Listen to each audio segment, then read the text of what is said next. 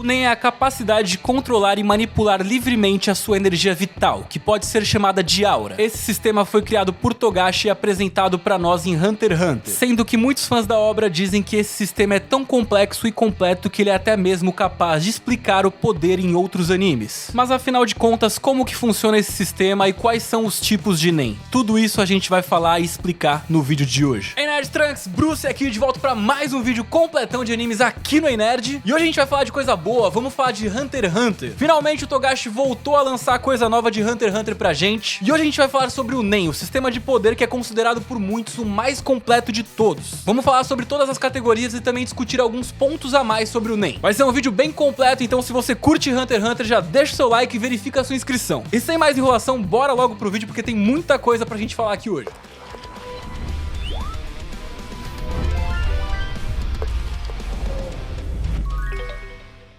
E bem galera, nesse vídeo aqui eu vou focar em falar sobre as categorias de Nen, que inclusive para você descobrir a qual categoria você pertence é bem simples. Tudo que você precisa é de um copo com água e uma folha boiando. E aí a reação que vier dali quando você canalizar a sua aura vai então indicar a qual categoria você pertence. É bem similar inclusive ao teste para você descobrir a sua afinidade de chakra em Naruto. Inclusive nesse vídeo aqui eu vou mostrar o método criado pelo Hisoka, onde ele diz que pode determinar a categoria de Nen de um usuário conforme a personalidade dessa pessoa. E por mais que esse método não seja 100%, ele é bem interessante porque com ele, vocês vão me ouvir falando as características das pessoas dentro de cada categoria, e aí então vocês vão conseguir determinar a qual categoria vocês pertenceriam conforme a sua personalidade. Então assiste o vídeo e comenta aí de acordo com a sua personalidade qual tipo de Nen você teria. Galera, bora começar então falando do aprimoramento ou intensificação ou reforço, como você preferir chamar, mas o importante é que aqui a aura é utilizada para aumentar as habilidades naturais do próprio corpo